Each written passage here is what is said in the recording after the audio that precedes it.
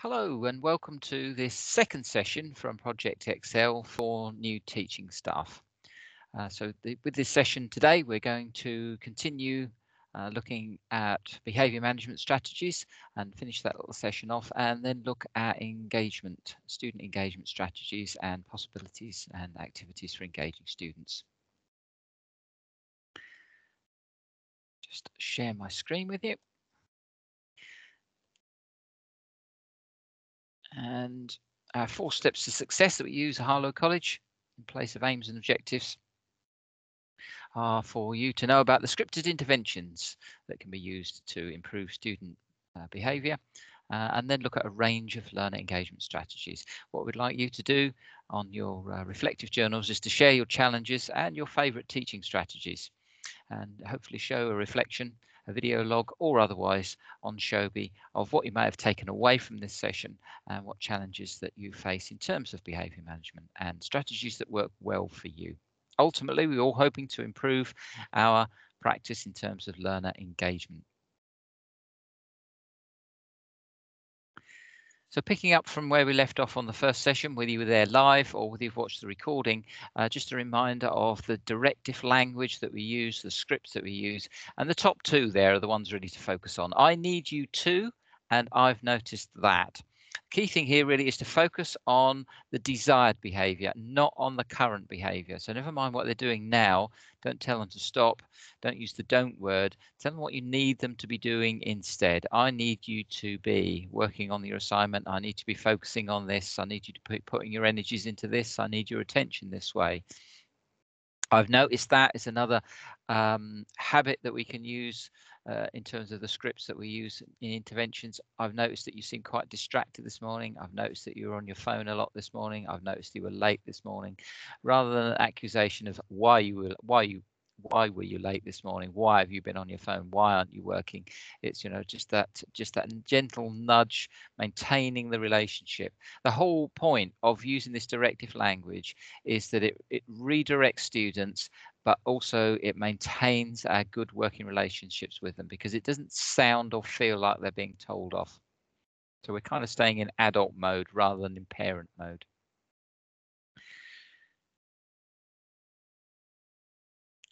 So looking at scripts for rule enforcement, obviously you need to make sure all the students know exactly what the rules were and enforce them 100%. Nothing goes unnoticed. So for the first few infringements of any rules that you might have laid out, it's we don't, thank you. Aaron, we don't, thank you. And you might go through that several times. If it still continues, you might take it up a notch. Say, remember, Aaron, we don't, thank you. Always put thank you on the end, never please on the front. We're not pleading, we are directing. And it's the we don't in this room. We don't drink in class, Aaron, thank you. Remember, we don't drink in class, Aaron, thank you. Remember, we don't use our phones in class, thank you. And you can either say thank you for compliance, or you can say thank you because you are implying that they will comply with your request. So this is kind of the first stage. So the escalation, if there's non-compliance still, initially it's we don't, and you can go with that as many times as you want. And then if it's still happening, it's Farida. Remember, we don't. We're taking it up one. And then it gets to the stage where we need to make students understand that their actions have consequences. And this language is helping students to connect their choices with consequences. So Farida, if you choose to continue to whatever, then I will need to, whether that's phone home or speak to your mother again and have a meeting with you outside of this, put you on an action plan again, whatever it is. There's some consequence to if you choose to. And then if it's still continuing, then it's Farida, you chose to, I now need to. And so we're hoping what we're trying to do with this language is connect consequences with actions for the students, so they understand they have choices, and if they make bad choices or poor choices, then there are consequences to those choices. Again, looking at directive language here. So Gary, you're not listening is something that you'll often hear teachers say. The difficulty with that is it's an accusation. It's an open accusation, and it also may not be true either, because it could be that they are listening. They just don't appear to be listening. So again, maintaining our relationship, we need to use language that maintains a good working relationship with the student. So Gary, I need you to show me you're listening. It also prevents Gary coming back with the, oh yeah, I am listening, sir. I was just looking out the window. And then the teacher might be tempted to say, well, tell me what I just said then, and it kind of all goes horribly wrong from there. So just directive to what you need now. Gary, I need you to show me that you're listening. So I need eyes and ears this way. Again, can you please stop talking? There's two problems with that. As can, as a question. We don't ask questions when we want students to do things. We direct them. So we tell them what they need to do. Please, we're not pleading with them. We are directing. Always put thank you on the end, but we don't put please on the front. So can you please stop talking? It was, I need your attention this way. And you wait and you wait and you wait. And when you get attention, you say thank you. You might like to include a visual image there as well by holding your hand up.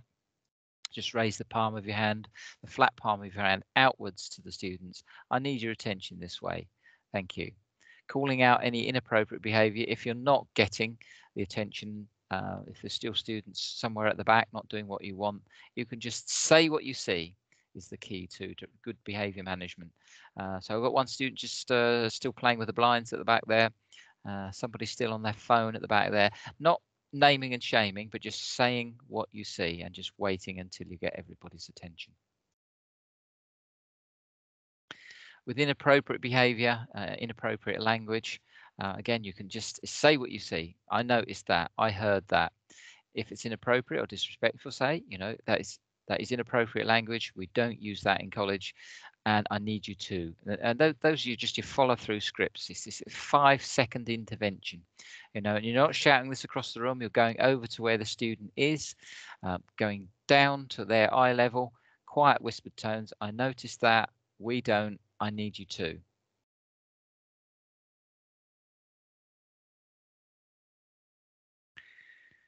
In terms of escalating things with a student, we do need to have an exit strategy. We want to de-escalate situations all the time. We never want to escalate situations. We don't back students into a corner.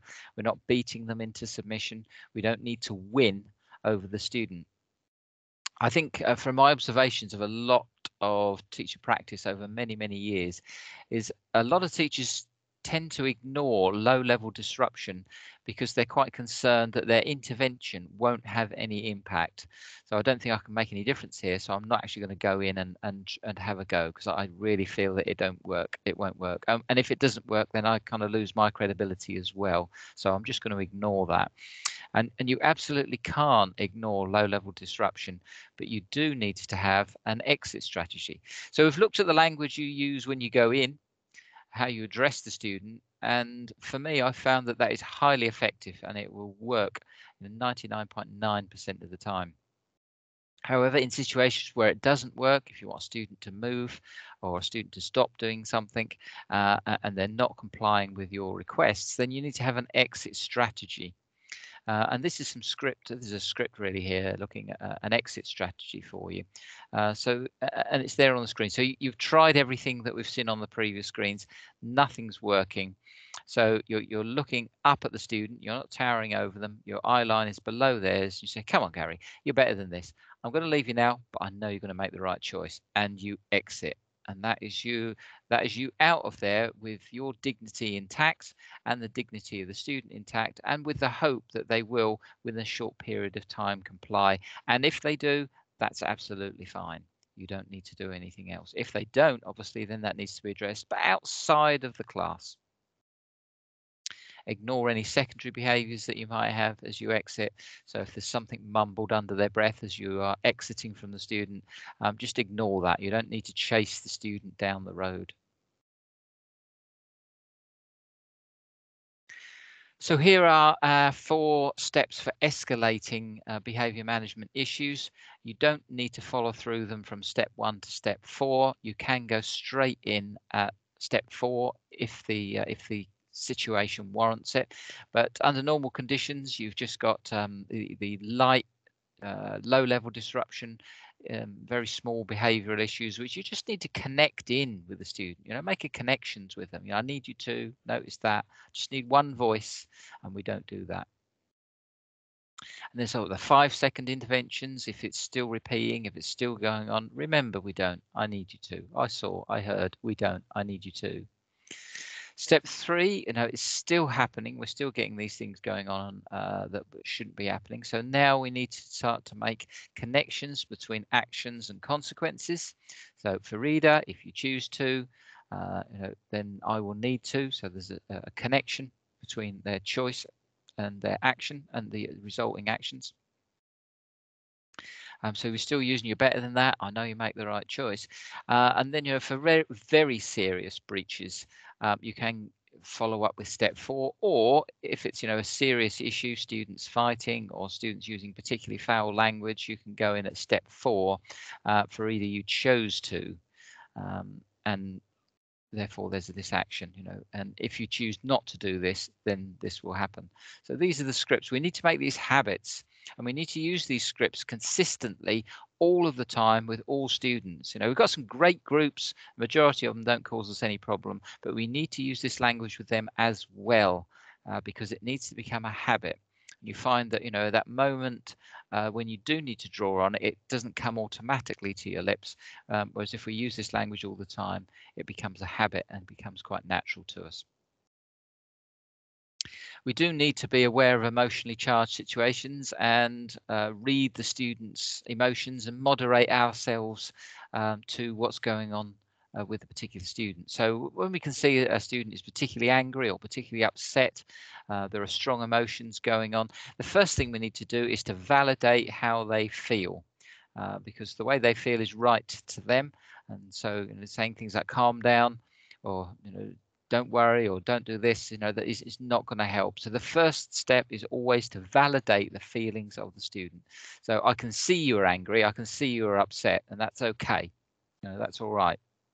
How can I help? So it's like an open. We're not trying to get them to do anything. We're just offering ourselves openly to help, genuinely, sincerely, and compassionately offering to help. I can see something's happened. I'll do my best to help you.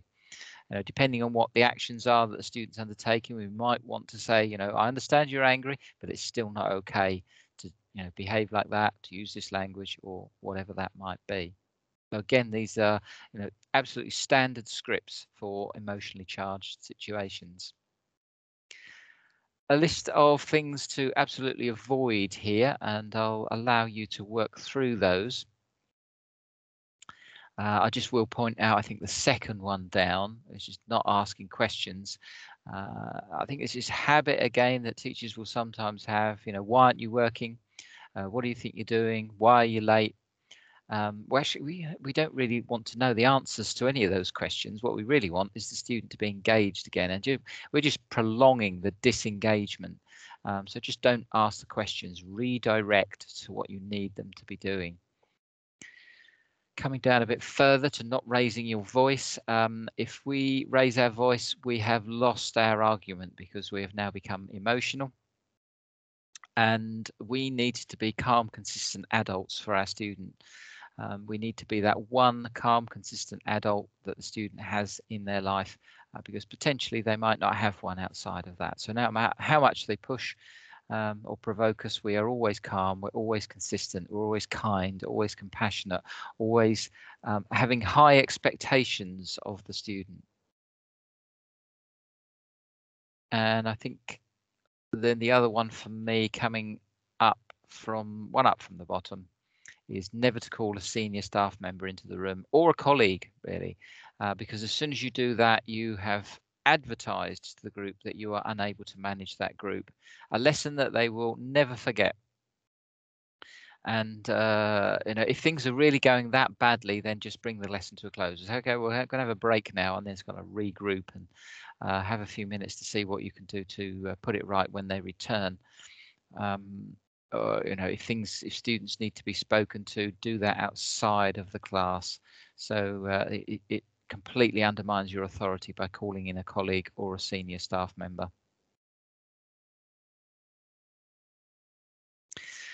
So guideline then here for day one, when you first meet a group, meet and greet the students at the door, show them how pleased you are to see them, always have a seating plan, and change that plan for next week and the following week, so the students get to know that it's you that decide where they sit. Have a starter ready for when they turn up, engaging and challenging lesson. Tell them what the rules are and enforce those rules 100%. Nothing goes unnoticed, and use your scripted interventions to deal with any infringements of your rules. The language always needs to be calm, always kind, always showing that you have really high expectations of the students. Okay, option for some questions there in this live session. And then we move on to learning activities.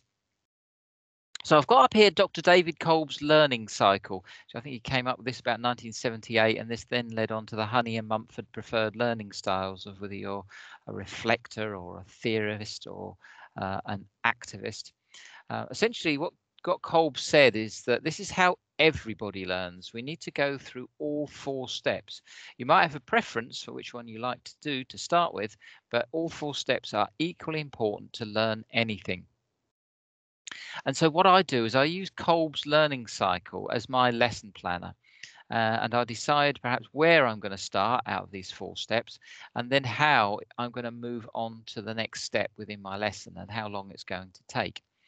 So the 4 steps are the theory behind things, really, having a go ourselves, getting some results from our experimentation, and then thinking through and reviewing the experience and connecting that to the theory. And so Kolb says this is how we learn to do anything. So if we look at my example of I teach electronics.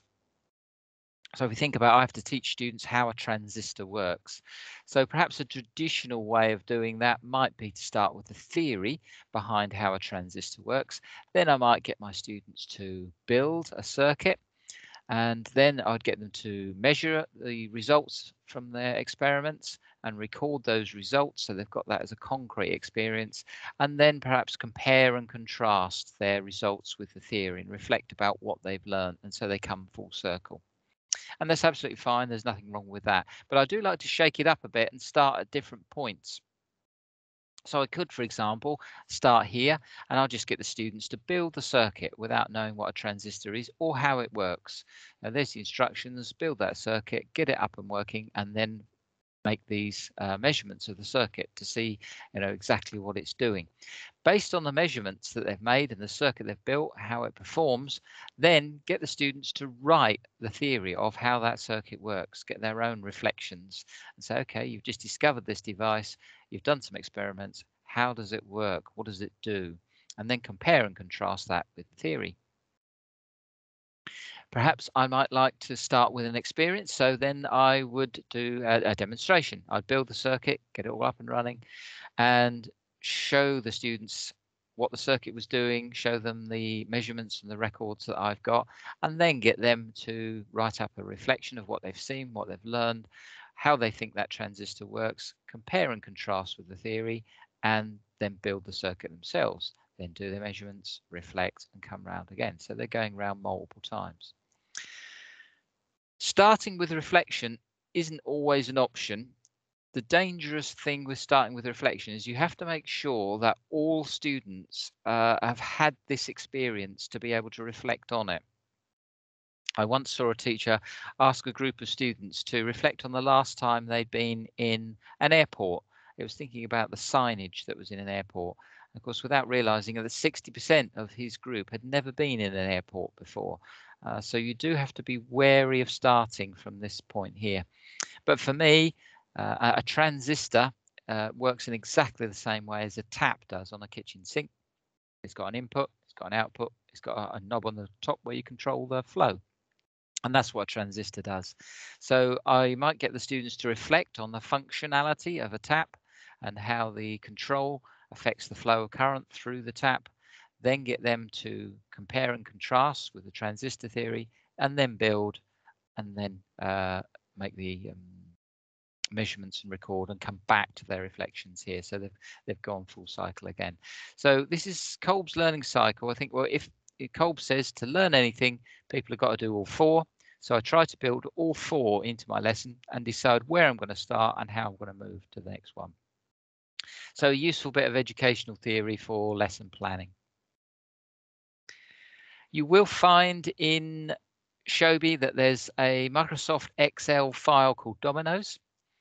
This is a little app that will quickly make a set of dominoes for you as an engaging activity for students to do. This can be a good arrival activity potentially. You could use this to review a topic, or you could use it to introduce a new topic. You essentially type in a keyword and then the definition of that keyword in a list on Excel, and then Excel will produce these dominoes for you automatically when you do a printout. If you send them to your reprographics department, if you have one, they can guillotine them up and they can laminate them, and then they last, they'll last you for several years. Have them done in different colors so you don't get the sets mixed up. So you can then break your groups up into 4 or 5 groups, and they've got to then put the dominoes together.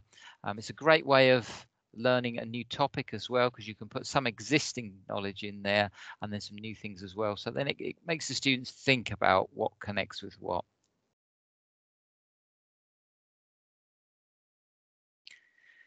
There's a second Microsoft Excel chart in there that is keyword bingo. And again, you just put a list of words in there that you are going to be using in your lesson. You put those words into Microsoft Excel list, and Excel will then print you out a set of bingo cards. All of the cards have different words on them. They're not all the same. They're not all the same.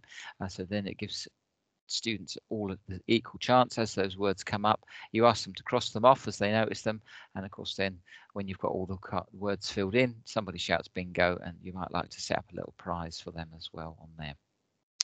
With the matching activity that we looked at on the previous slide, of course, we just go back to that with Dominoes. Another way of doing this is to use the matching activity that's built into Nearpod.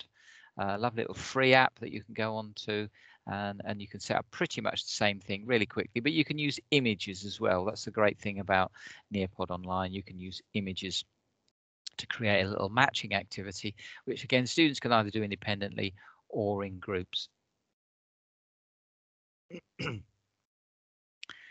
So a jigsaw method, the jigsaw method of teaching, is where you have a group of students and you break them up into smaller groups known as the home groups, and making sure that as much as you can that there's good diversity within the groups in terms of gender, in terms of ability and ethnic backgrounds. And then you need to make sure that those groups are equal in number. You might have one group that potentially has got an extra student in, but wherever possible, they need to have the same number of students in them. Nominate a leader for that group. And then you will need to break your topic up for your lesson into as many subtopics as there are people in each group. So these are the steps. This PowerPoint is available on Shobi, so you can download it and get the steps from there. So if you say you could divide the class, depending on your class size, it can be anything from 2 groups, 6 groups, however many you want to break them up into. So you've appointed your leader, then you divide the topic up into as many parts as there are people. So let's say we've got 4 people in each group. My subject for my lesson is going to be educational theorists. And so I'm going to split my group into 4 then subgroups, 4 people in there. One of the subgroups is going to be Carl Rogers as an educational theorist.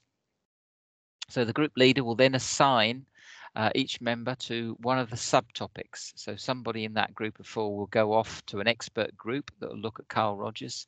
Somebody else in the group might go off to an expert group that will look at John Dewey. Somebody else will go off and look at perhaps Skinner, and maybe somebody else will go off and look at Kolb. So then they form expert groups. The groups break up and go off to an expert group. Then you give that expert group some time to do some research and discussion about that topic that you've given them, learn as much as they possibly can. And the strength really of this activity is then at the end of that period of time, each individual has got to go back to their home group and teach that group about what they've learned in their expert group. This is where you get the 100% involvement. So often in group work with 3s or 4s, or whatever size groups you always get a few students who aren't engaging. You've got some students doing all the work and some who just aren't doing anything. With the jigsaw method, every student has to get involved because you're relying on each one to go back and teach the home group. So make sure that the students have got all their key points that they're going to take away from their expert group before you split them up, and then you send them back to their home group again, and each student then has to take it in turns to teach their home group about what they've learned about their subtopic from their expert group. After you've given time for that to happen, then each home group then creates a quiz based on all of the subtopics that they've now learned, and they will present that quiz to one other home group. Kahoot is a great way of doing this, so they can go online and create a little Kahoot quiz and then give the pin code to their next door neighbour group, so you can sort of go around clockwise around the groups or however you want to do it. Can be paper-based if you prefer. Can be on a board. Lots of different choices for that. And then you as the teacher can just check what the questions and answers are and what they've learned, and potentially then just fill in any gaps if there are. But it usually produces some really rich, quality, deep learning with very little preparation on your part.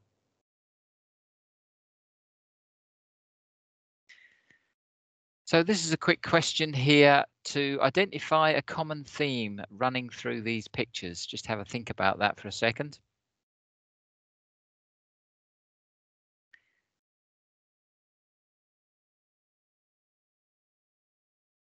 So I've sent you a little bit of a challenging question there. The key thing is I would give a much better explanation usually than this to students, but the key thing is there, notice the wording, it says identify a common theme running through these pictures. So the common theme might be joy, happiness, because it doesn't say identify the common theme.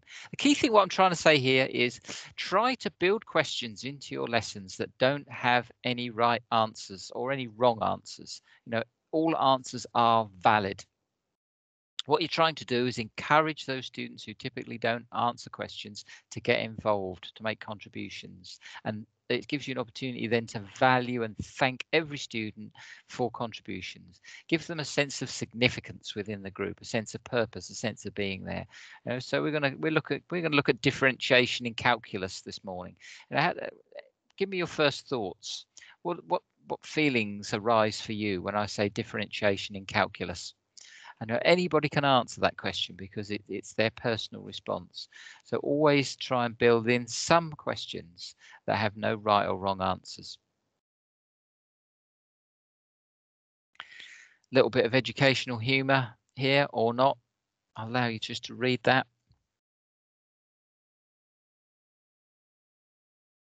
Again, this is something I've observed. A teacher will ask a question, nobody answers it, and within a very short period of time, the teacher's answered it.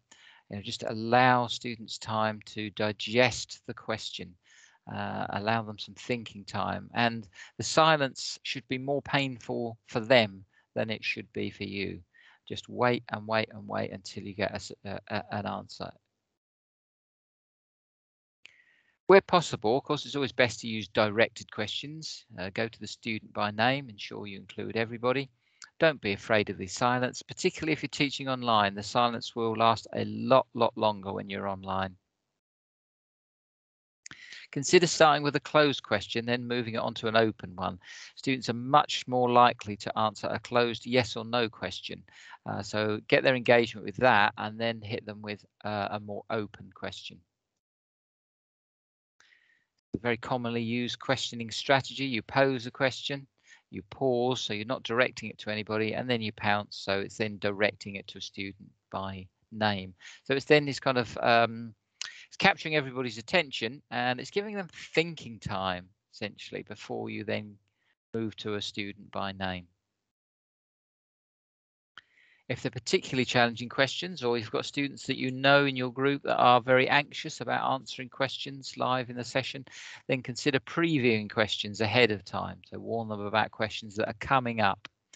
You can consider questions that will be after the session that you're delivering now. So they're ready and aware for those questions. Often, if you get a don't know when you do a directed question to a student, it's very easy just to move on to another student. But consider rephrasing the question or stepping down the question, and keep on stepping it down until the student hopefully can answer, and then step it back up again to where it was originally. Knowing your group is important, so you can use questions to challenge the more able ones and scaffold some support for those that need it. rather than just saying no to an incorrect answer and moving on to somebody else, you can add value to their answer. Well, okay, that's interesting. How did you get to that answer? And it's important for you as a teacher to know this, because there might be some misunderstandings, some incorrect learning that you need to unpick and correct here. So try and engage the student with why they and how they got to that answer, rather than just saying, no, that's not right, and moving on to somebody else. When you're using videos with students, make sure that you ask the questions before watching. So as a result of watching this video, I'll need you to be able to answer the following questions. It improves the level of engagement by watching the videos. Try and keep videos short. Know your group. Some groups are able to cope with longer videos, but try and keep videos short where possible. And if you're using YouTube straight off the internet, you can add a hyphen between the T and the U of YouTube, and that will take the adverts off of the beginning, the middle, and the end in most cases. Or if you've got a very long video and you only want to watch a short part of it, one of the easy ways of doing that is to go into Nearpod, search for the YouTube video in Nearpod, and then you can trim it from the front and the back, so you just get the clip that you want. Final slide then, we're just looking at the work of one Carol Dweck. She's got some great YouTube videos if you search for Carol Dweck online.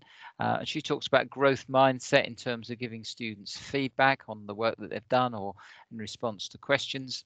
And she says that with a growth mindset, you need to praise the process for the student and not the person. So you can see there's some examples on there. So rather than praising the individual, which might limit their horizons. So, things like, you're good at English. So yeah, I'm good at English, but I'm not good at maths.